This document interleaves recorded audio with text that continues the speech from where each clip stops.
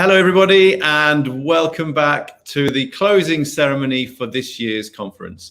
So we've had 3 days of fascinating discussion on an amazing number of different issues, a wide range of different issues. And it really has been interesting to hear all the different perspectives from the different stakeholder groups from different countries. And it's just, I think, shown the progress that's really been made in some of these key areas across the region, which is really fantastic. So now we've got some more experts who are with us to try and take on the hard task of summing things up, I suppose. So we're going to try and take some conclusions from across the 3 days of discussion and really ask some of our key stakeholders what were their takeaways from the event, what are their conclusions, what are we going to be doing now going forward, and taking forward some of the things that we have learned from the conference today. So to start things off, I would like to welcome to the stage a representative from our hosts for this reception. So I think I've said this a few times now in the virtual world that the Broadcast Network Europe traditionally have become a host for the closing receptions at this conference in this region, in Europe, and in other regions as well. And we really do appreciate everything they do in hosting our closing receptions, or our networking receptions as they are in times that we can hold events in person. So once again, in this virtual format, we're delighted and we're really grateful to Broadcast Network Europe for again hosting the reception. So I'd like to now welcome to the stage Jean-Pierre Faison from BNE. So Jean-Pierre, thank you so much. We do really appreciate your support in hosting this reception. And as I said at the event that we had in Europe about a month or so ago, hopefully this will be the last time we have to do this virtually, and really hope next year that we're able to all meet in person and maybe share a drink in the way that we can do in that way. But for now, here's where we are. So we're delighted to have you with us, and again, thank you so much for hosting the reception this year. So I'll pass over to you. I know you're going to say a few words to kick things off, and then introduce our first speakers who are going to give their conclusions as well. So Jean-Pierre, floor is yours. Thank you very much, Dan. Welcome, everyone. Good afternoon, and welcome to this closing ceremony. First, I think I would speak on behalf of everyone to thank Dan and the Forum Global team for outstanding organization, as usual, and a very successful event. So thank you very much, very sincerely. I represent Broadcast Networks Europe, that is the Association for Terrestrial Broadcast Networks Operators. Our interest extends beyond Europe, and that's the reason why we are here. And especially we are monitoring the development and progress of digital terrestrial television. And to that effect, we are extremely admiring and interested in the development of digital terrestrial television in Africa. And we have noted that 41 countries out of 48 of Sub-Saharan Africa have launched DTT, and many of them very recently, 18 since WRC 15. So this is really an incredible dynamic and very positive. And we know that this is also not only very beneficial to the consumer, but also a major step forward, developing and fostering a very healthy and successful African content and cultural industry, which is something I think very important. Of course, this is a Spectrum conference, and the reason for that is that for us, digital terrestrial television needs spectrum. We know that is one of the hottest issue of the things which are being discussed at all those conferences and in the upcoming WRC 23. We're a stakeholder. Our view is that for the UHF band, and especially for the 470, 694 megahertz band, which is the core band for broadcasting and PMSC, consistency and stability are key. And to sum up this in a simple saying, every progress is a change, but not every change is a progress. Now, in this closing ceremony, on this issue and on the others, I think we all have to be respectful of the various viewpoints. In the end, regulators are the ones who are in charge and will need to find the right balance between the various positions. And for that, one of my key takeaways from this conference was the wisdom that was recalled by Mr. Kweka from Tanzania, the African wisdom in the proverb saying, if I want to go faster, I go alone, but if I want to go further, we go together. And I hope that in those various issues which are very difficult, regulators are able to find a path which will not only benefit a few fast individualities, but will benefit the whole group to go further. And I'm sure the discussions and exchange and debates we had in those conferences are a big step forward for that. This being said, Dan has asked me to introduce some of the key speakers coming up now, probably because he thought that was an easy task, because they probably don't need much introduction because they are very well known. But especially for the next speaker, I'm very, very personally glad to do it, because I remember from the personal standpoint his very warm welcome in Gaborone, Botswana 2 years ago, when I first set foot in this Spectrum conference for South Africa and on the continent, actually. So please welcome somebody that you probably already all know, the ITU Regional Director for Africa, Mr. Andrew Rugege. Thank you, Jean-Pierre, and I do remember you very well. It's a shame that we are not meeting somewhere as nice as Gaborone. Friends, ladies and gentlemen, I say friends because I recognize most of you. I'm honored on behalf of the ITU Regional Office for Africa to say a few words in closing this session, the session that closes 3 days of virtual conference. What a conference it's been. We are all aware that more than 3 billion people remain unconnected, and 60% of them are in Africa, so we are right to be concerned. These are mainly in our rural areas. Coverage in LLDCs is 20% lower than the global average, and 36% are in the rural areas that have 2G compared to 99% 3G coverage in urban areas. Even where there is coverage, though, the cost is 27% higher than global median price per gigabyte, nearly double the world median when you calculate the percentage of monthly gross national income per capita. As a result, only 27% of the population in the least landlocked countries is connected to the internet. So you may ask me, why is this man flogging this dead horse? To build together the future we want, ensuring that our citizens have access to affordable connectivity, devices, and services, we need to exchange our experiences and benefit from the lessons learned in the implementation of new technologies and new services in other more developed regions.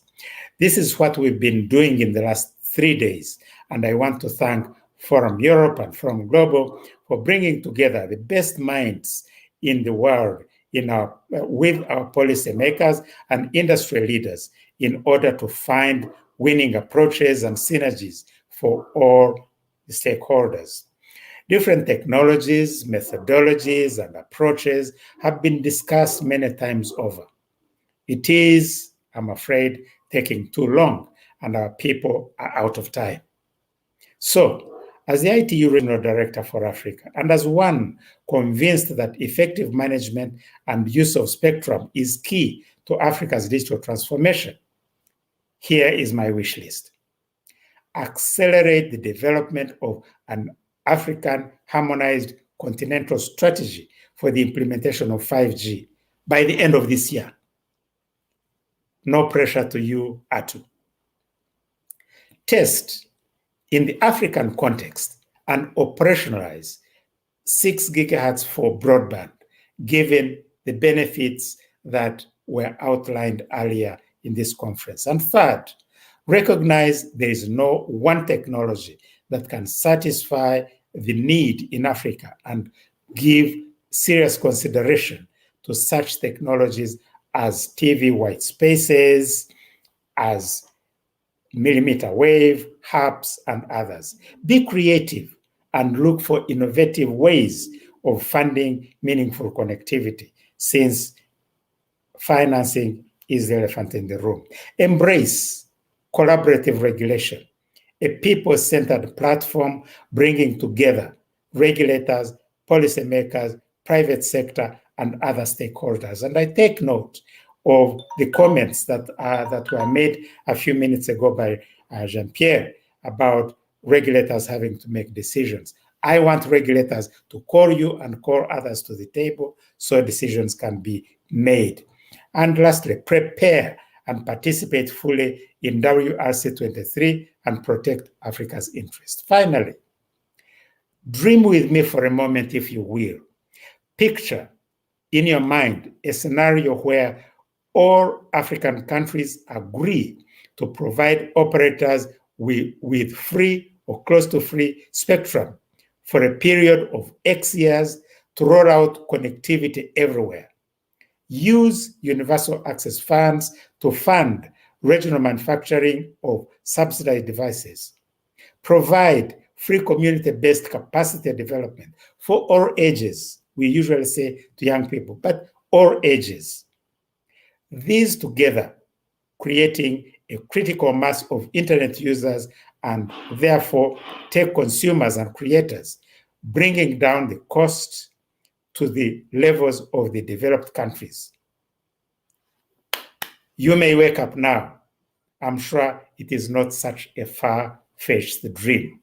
My grateful thanks to you all for your contribution during this conference and for the opportunity to speak to you as we close. Thank you again, and I'm sure I'll see you soon. Thank you very much, Mr. Rugege, for a very inviting, not only engagement, but also vision, and inviting us also to dream and be creative. So I think that's a very enthusiastic vision that you provided to us. There was a time that when such conference happened somewhere, real life, at the invitation of a host party. Of course, circumstances are different, and there's no point in crying over the spilled milk. The positive thing is that it was positive to attend. It was possible to attend through virtual media, but also I think something remains, which is the kind of hospitality from our Mauritius host. For the second time, it was not possible to actually visit there, but I think the hospitality remains. And for that, I think we owe all a very good thank to ICTR Mauritius. And I'm very happy to welcome, on the name of all the participants to this ceremony, ICTA Mauritius Director of Engineering, Mr. Jérôme Louis.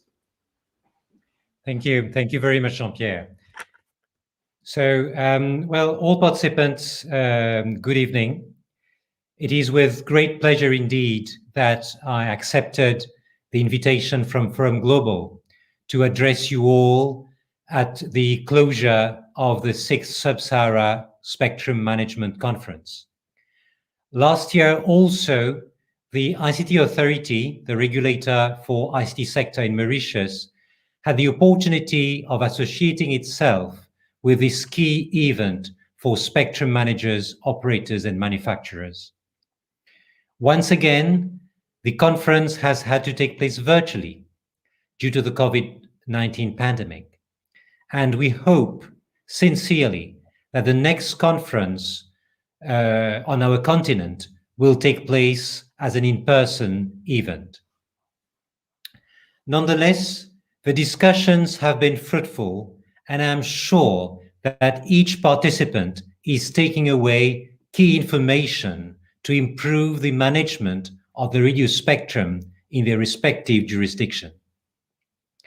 I would like to take this opportunity to share with you some of the recent developments which took place here in Mauritius with regard to the award of 5G. Well, the authority recently made available 300 megahertz of radio spectrum for 5G and invited the free mobile operators to participate in a competitive process. The challenge for the authority was to identify 3 blocks of 100 megahertz of spectrum each to enable all 3 operators to deploy 5G and therefore create a level playing field in line with our legal mandate. Those 300 megahertz blocks were not available in a single frequency band. And for the first time, the authority has had to open 2 frequency bands concurrently in order to provide sufficient spectrum for all operators. These bands were the 2.6 gigahertz and the 3.5 gigahertz bands. The authority organized for the first time a competitive process based on network coverage commitments in order to decide how the 3 blocks of 100 megahertz were to be awarded.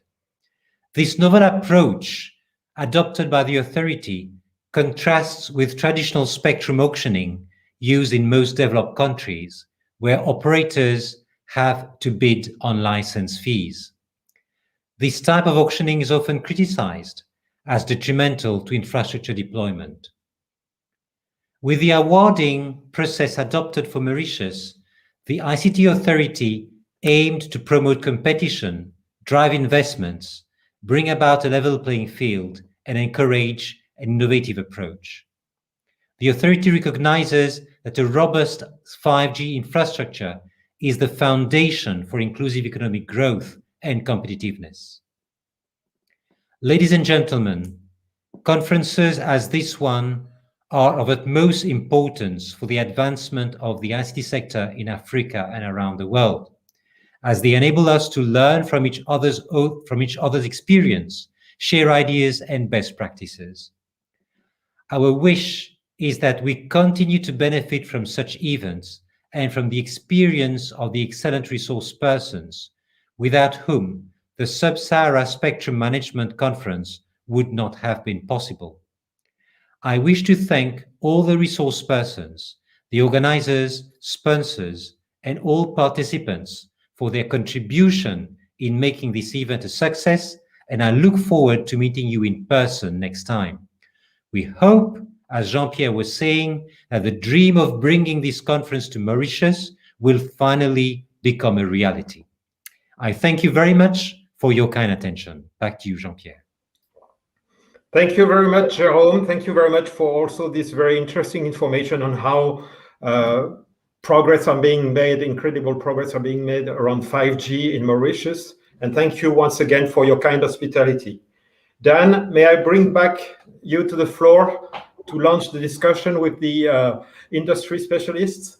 Yeah, Jean-Pierre, thank you very much. And I'd like to also add my thanks to Jérôme and, of course, to Andrew, who spoke earlier. And yeah, definitely echo what you said there, Jérôme. We've tried 2 years running now. Hopefully it will be third time lucky next year. And we'd love to bring the event to Mauritius next year. So thank you very much. And Jean-Pierre, thank you so much again for hosting the reception. It really is appreciated. So thank you both.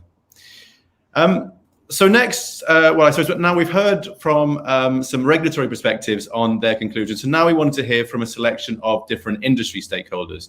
So I'm now going to welcome to the stage our speakers who are going to be providing us with their key conclusions for the discussion. So I think we do have quite a few people that we're going to be trying to get through with this. So I'm going to be quite strict, I'm afraid, with all of you and ask you to please stick to 3 minutes each. And I will, be quite strict with that if that's okay, just so we can get through everybody. So we're really keen to hear from all of you on what your key takeaways are. So we have a good selection of representatives from different sides of the industry stakeholders. Maybe Elizabeth, I can start with yourself and ask you first of all what your thoughts and conclusions are from the discussions today. Yes, thank you very much, Dan. And I'm going to take a deep breath because I'll have to run through this in 3 minutes. But let me first really appreciate this conference and note that I have observed with great satisfaction, and I dare say a little bit of pride, as this 6th edition of the conference really was Africa-focused, African perspectives coming from a diverse and different leaders from government and regulatory bodies, not just about the real challenges, but more about their planned solutions. And I think for me, the completion and the imminent publication of the recommendations for implementation of 5G for Africa is a real milestone. And this afternoon, we just scratched the surface of some of those recommendations.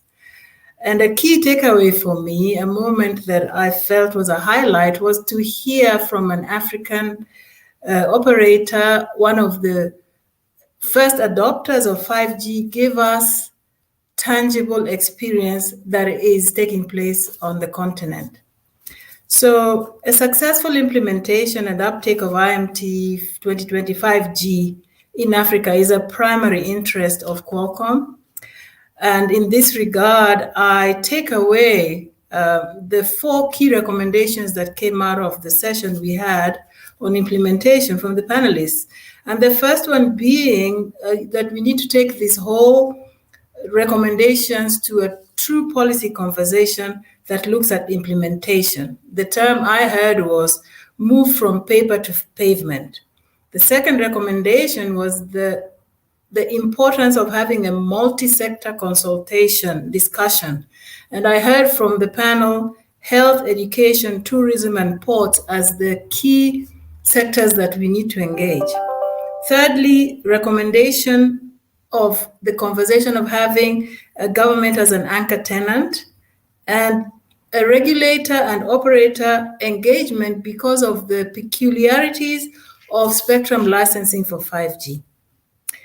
In conclusion, I do want to underscore Qualcomm's commitment to enabling millimeter wave to make sure that the full capabilities of millimeter wave spectrum is realized not just in other countries, but in Africa as well. I did sense some preoccupation or some doubt, and I just want to end by inviting any colleagues on here listening that if you do have any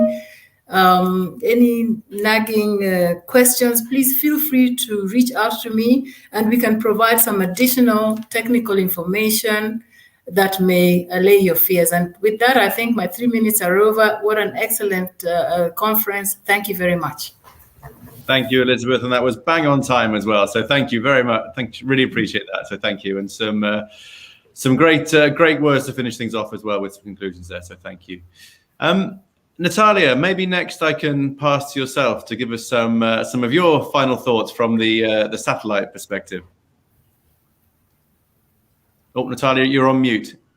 Don't worry, I haven't started your 3 minutes yet, so you're all right. Thank you very much, Dan. First of all, on behalf of ESOA and its members, a big thanks to Forum Europe and all the speakers for this incredible conference. I would like to share something I heard in one of yesterday's session that resonates with ESOA's vision, that is, economy is important, but spectrum regulation should also look to the public and social value for citizens resulting from the different uses of spectrum and find a balance. After these 3 days, it is even more clear to me that the sub-Saharan region is unique and Africa needs its own voice. The region needs to look for solutions that are sustainable, appropriate, and will have an impact to their citizens. Spectrum harmonization should be done to the extent possible, but without undermining regional and national imperatives. We should be careful in assuming that what has been decided somewhere else will work here. We need to have a balanced way of thinking when looking at spectrum bands. Mobile connectivity challenges in Sub-Sahara are not caused by spectrum shortage. It is infrastructure, affordability, and coverage. So success isn't just about allocating new spectrum bands, it's a holistic approach to technologies and considering other alternatives, such as refarming spectrum, sharing spectrum among MNOs, or using millimeter wave in high-density areas. On the demand side, governments and regulators need information about what different technologies can and cannot do, and need to make pragmatic decisions that will deliver results quickly. I think the pandemic has highlighted the urgency, and it's time to act on it.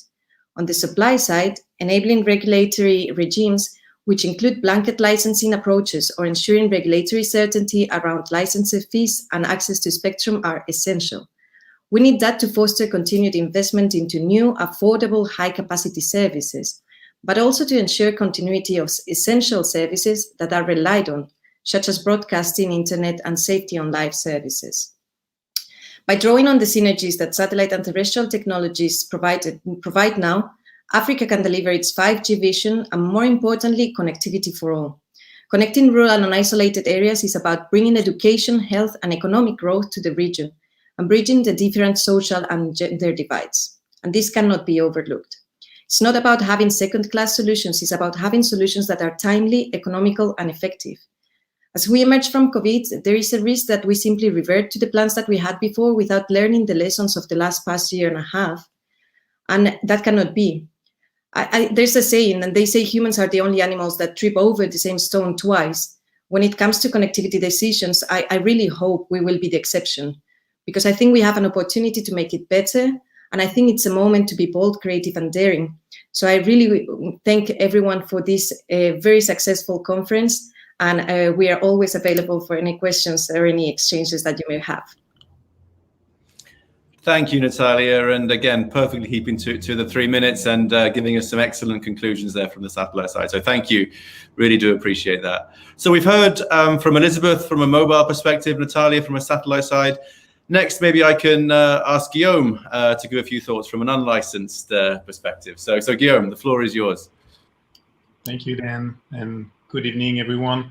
Yeah, I think that my thunder has already been stolen. I mean, Andrew mentioned that the challenge in Africa are mostly coverage and price, and not capacity.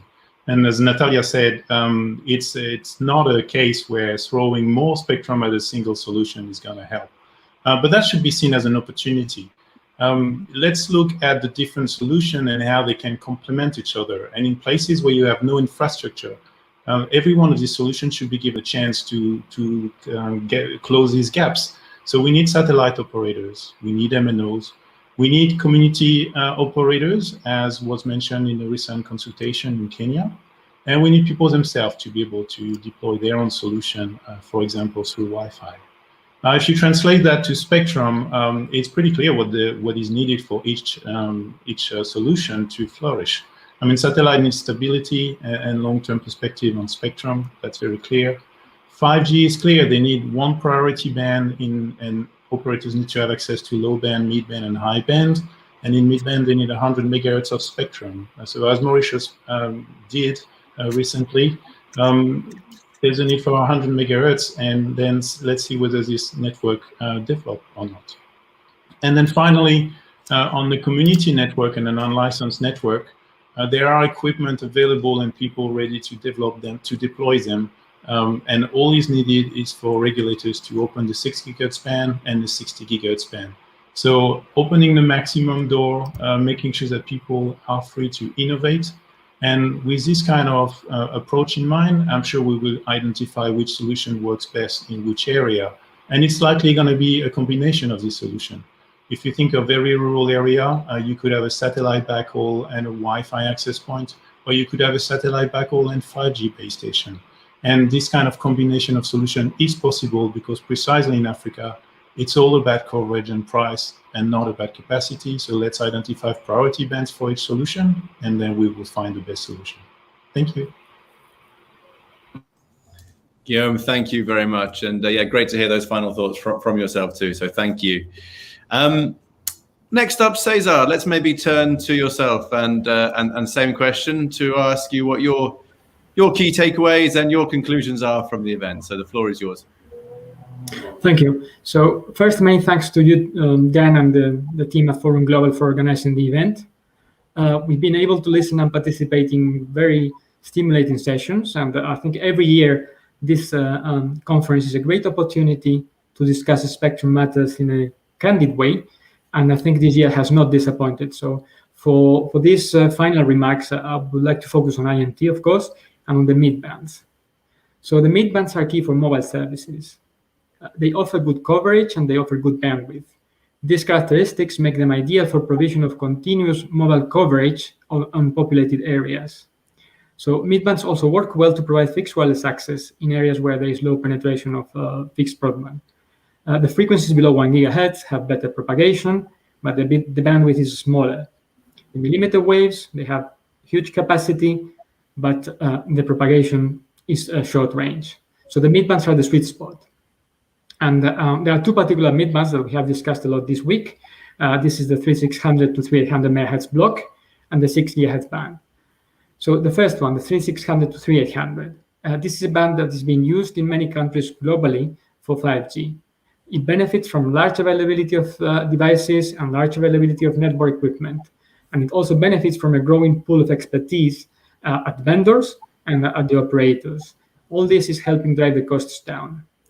In Africa, the band is used for satellite services. However, we have done research, and we have shared this research at the conference on the characteristics of this satellite use, and we have found that it is not as widespread as we thought and as it would appear.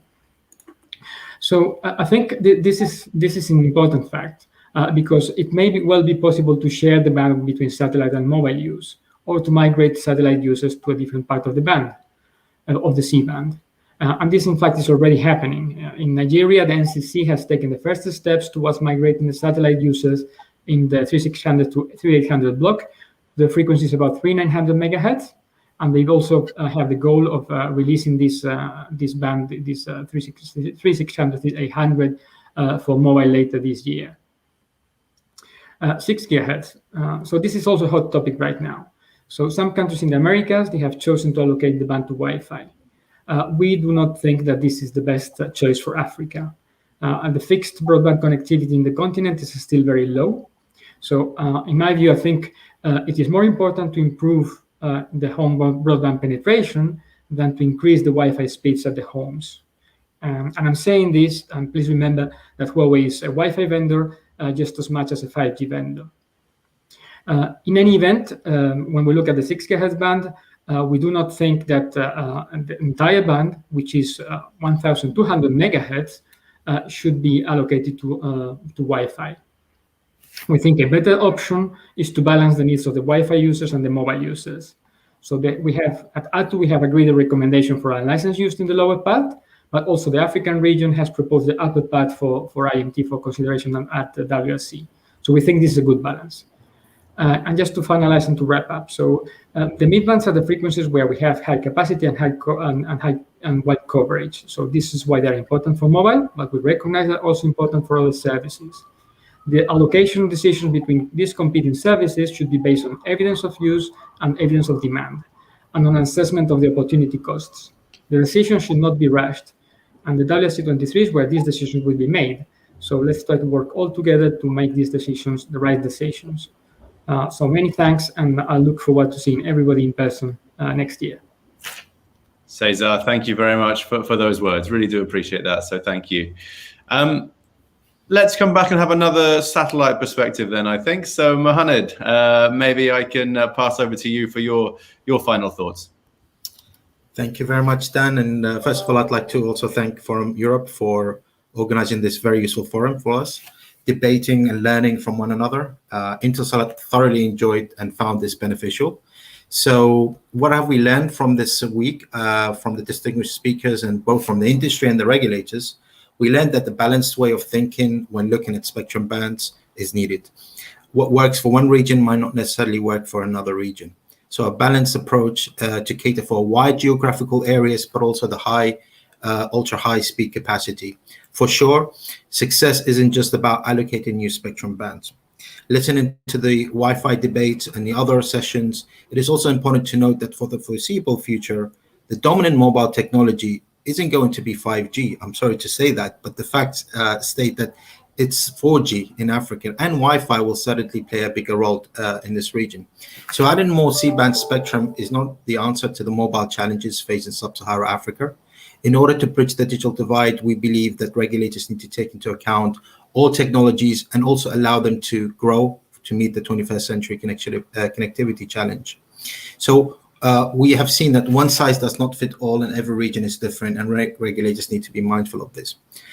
Our message to the audience and everybody watching is that Africa is a vibrant continent with a huge resources and a significant amount of young aspiring generation. So connectivity to them will be crucial, and we need to ensure that connectivity has the coverage attributes to deliver the services everywhere where it's needed, not just in urbanized environments. And Africa will meet that challenge, and I'm very confident of that. With all this said, the mobile connectivity challenges are not caused by spectrum shortage. It is infrastructure, affordability, and coverage. And I say this with the backdrop that satellite continues, despite some of the information, that it continues to provide critical service that cannot be provided by any other means. And it will be welfare destruction to accommodate one technology over the other. And this is what we mean by a balanced approach. And there are alternatives to reach a win-win solution, such as utilizing existing spectrum, refarming spectrum, and also sharing wherever possible between mobile operators. So to echo the statement made by our ISOA chairman and Intelsat CEO, collaboration is key to achieving our objective. We are all here to support administrations, and Intelsat is ready to work with you on whatever studies are needed to conclude on the ITU and WRC meetings. And please get in touch with us to provide that collaboration together. And I would leave you with a quote from our Intelsat CEO, and who is also part of the United Nations Sustainable Development Goals. As space communications become more widely integrated with the global communication infrastructure, it is more important than ever that we work together to build a more digitally inclusive society. And with that, I conclude my closing remarks. Thank you very much. Thank you, Mohammed. And I really appreciate those thoughts from your side as well. So thank you very much. Shiv, over to you next to hear your thoughts from the Ericsson side of things. You're on mute, Shiv.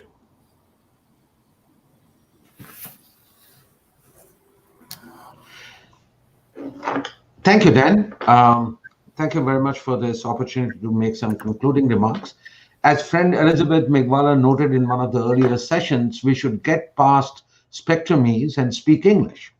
I think it's a great idea, so let's give it a shot. But first, let me congratulate all my colleagues from all sectors for sharing their best ideas and in such an articulate manner, and to Forum Global for making a minor thing like a pandemic not be an impediment to the meeting of minds. So thank you, Dan, and the group for creating the platform for a meaningful dialogue. The most remarkable thing that I noticed during this conference was that there was a distinct shift from talking only about challenges to now beginning to talk about potential solutions. And this is quite important and very heartening.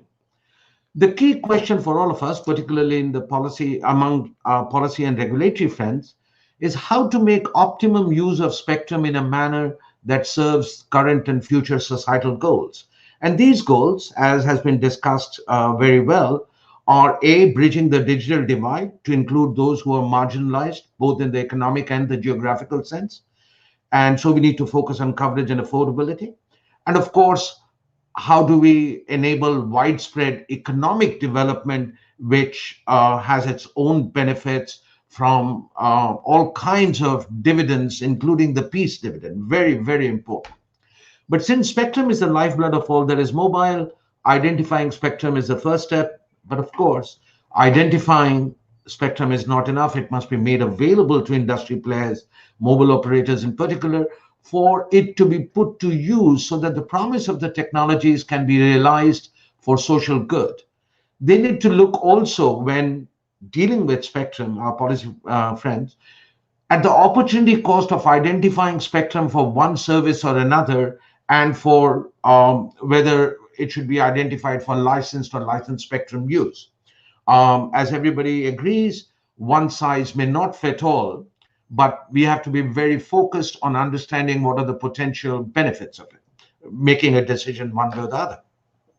Similarly, setting policy goals may not be enough. Policymakers and regulators must incentivize mobile operators and other market players to help align their commercial interests with policy goals.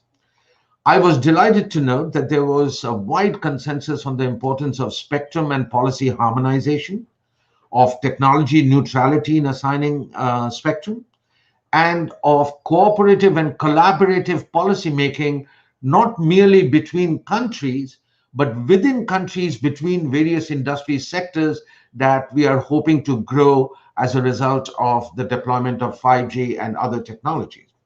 Now, I want to sort of make one point also, which is that most often when we talk of 5G, we invariably tend to talk of the technology in terms of its impact on individuals. So we talk of higher speeds, greater bandwidth, and all that good stuff.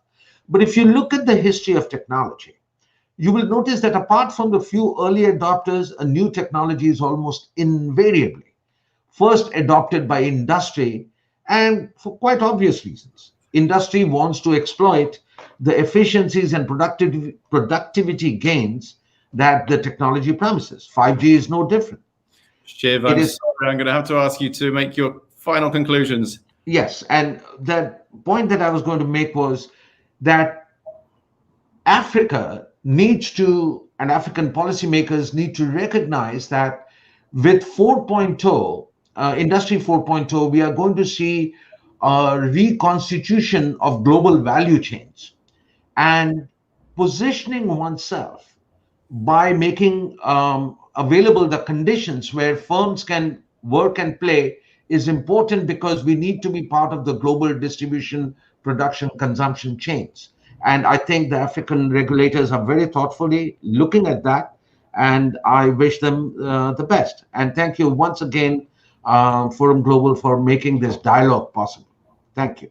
Thank you, Shiv, and thank you very much for those final thoughts from your side. Really do appreciate that. So thank you. Martha, the final word is yours. So yeah, look forward to hearing what you think is your final conclusions. So over to you. Thank you very much, Dan. I would like to thank Forum Global for this organizing of the event and all the speakers. And I would like to start by taking a premise that was said during the opening session, like broadband connectivity needs to be made available for all and to all. So that was, I think that was the central topic of this conference. And I think the role of regulators is working on finding the good balance between harmonization and understanding of the local needs. So I would like to highlight the efforts at the ITU on advising administration and working together with the industry, and also at the African Telecommunications Union. They have been in the last months and years working very hard on providing recommendations for the region. So I think that is the good path, like trying to find those global economies and making Africa an interesting market. And so every African citizen can benefit from the global industries. But at the same time, recognizing that there are many states and every state has a different situation in terms of adoption of technology. I would like to refer to the 6 gigahertz band. I was glad to see the session and the discussions about the future of that band. I think something important that was also discussed in other sessions is the opportunity for technology neutrality. I think the license-exempt access would enable different technologies to access a spectrum and different hybrid networks to operate. Because Wi-Fi or any other license-exempt technology can operate in the band, and we could have very good combination with satellite fixed links or satellite links, fixed links, mobile capacity. So that's something I would like to highlight. There are opportunities also for social benefits, because Wi-Fi is a technology that could be used for indoor applications, but also for rural connectivity, because it can be combined, as I mentioned before, with other technologies. And I would like, on the ecosystem side, I would like to use a refrain or a proverb that is known, like a bird in the hand is worth 2 in the bush. So I think Africa has the opportunity now to make decisions and to make more efficient use of the band, enabling license-exempt technologies, and can benefit from that immediately. And that is extremely relevant after the COVID-19 situation. I would say that it's important to work on finding enough spectrum for 5G, but in the case of the 6 gigahertz band, there is really a huge opportunity of making that available for Wi-Fi. It could be a good starting point, could be implementing the decision or the recommendations of ATU for the lower part of the band, but I would encourage administration to move forward for the entire band. So thank you very much for this opportunity, and I wish you all a very good end of the week, and look forward for the next meeting, hopefully face to face. Definitely agree with that, Martha. Thank you so much for those final thoughts, and thank you to all of our speakers who've given us the final conclusions and final thoughts of that. I think it's it's actually indicative of the conference as a whole, of the different perspectives that we've had and the different groups from everyone here with me on the stage now, and also, of course, from the policymakers, from Andrew and from Jerome earlier as well. And I think it's great to have all these different perspectives, all the different viewpoints, and I think that's what makes the conference. So thank you all so much. Really do appreciate that, and appreciate all those final conclusions from your side. So that's just about it. So it's been 3 days of fantastic discussion across a wide range of different topics, different issues, and I think it's amazing really how much ground we've managed to cover. But I do hope that everyone's really enjoyed those discussions. All of you out there have really enjoyed the debates and have been able to benefit from everything that you've heard throughout these 3 days. A quick reminder that all of the sessions that we've heard today, over the 3 days, and all of the presentations that have been made, there's recordings and copies of those presentations that are available, and you'll be receiving a email very shortly with details for how to download that. And I hope as well that whilst you were with us on the platform, you were able to take advantage of the different interactive areas that we had available. So the exhibition area, the one-to-one networking area, and also the polls and things like that to give your thoughts and part of the discussions as well. A quick note to anyone who did use the networking area, for anyone who made new connections, they'll also be sent to you very shortly. So you'll receive an email tomorrow with the details of all of those new connections that you made, with the contact details, if you chose to connect and to exchange details in that way. So to finish up, I just wanted to say a few thank yous to some of the organizations and people who have made this event possible. First of all, I wanted to once again thank all of our sponsors and partners for their support of this event. You can see these on the banner just behind me here. So to ITU, to ATU, and of course to all of our industry sponsors and partners. As I always say, this event really would not be possible without their support. So thank you all very much. We really do appreciate that. A huge thank you to all of our speakers, our panelists, and our moderators across the 9 plenary sessions and the 7 showcase sessions that we have held throughout the event. As I said at the start, we really have had some wide-ranging issues covered and some really, really interesting discussions, and we really appreciate all of your participation. So thank you all so much for that. A big thank you again to all of you out there who have participated at the event and been watching both on the event platform itself and also via Twitter or YouTube.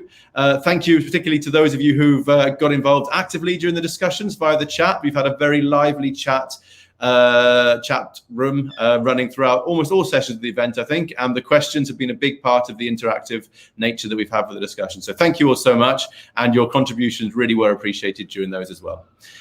And finally, I wanted to say the final thank you, as ever, to my colleagues here in the Spectrum team at Forum Global. So to Jordan, Kate, James, and to Lula. Once again, guys, work that you've all put in behind the scenes to bring everything together has been absolutely fantastic. And there's a lot that goes on that people don't see. It is a huge effort that it takes to put these conferences together. I think the virtual events are actually more time consuming, I think my colleagues would agree, than the in-person ones. So they've all done a fantastic job. So guys, thank you all so much. And finally, I just wanted to mention the next few events that we have coming up as part of the Global Section Series. So a quick plug for some of those just to finish off. First of all, our next event, we're going to have a quick break for summer now, but our next event will be the CIS Spectrum Management Conference. That's going to be on the 21st and 22nd of September. We've unfortunately had to move that one back to being a virtual event. So that one will be fully online again, but will be taking place, as I said, on the 21st and 22nd of September, and there'll be more information on that sent through to you all shortly. And then on the 12th and 13th of October, we'll have our America's Spectrum Management Conference. And the plan is for that one to be hybrid. So for us to have the virtual platform running, but also for us to have a number of people hopefully being able to meet in person in Washington, D.C., and for us to return to some way of an in-person event. So it'll be nice to have the opportunity to do that. So that's on the 12th and 13th of October. Again, we'll be in touch with more information on those events and all the other events coming up very shortly. So with that, thank you all so much again for your participation. Do stay safe, look after yourselves, and we look forward to hopefully seeing you all again at another event very, very soon. Thank you very much.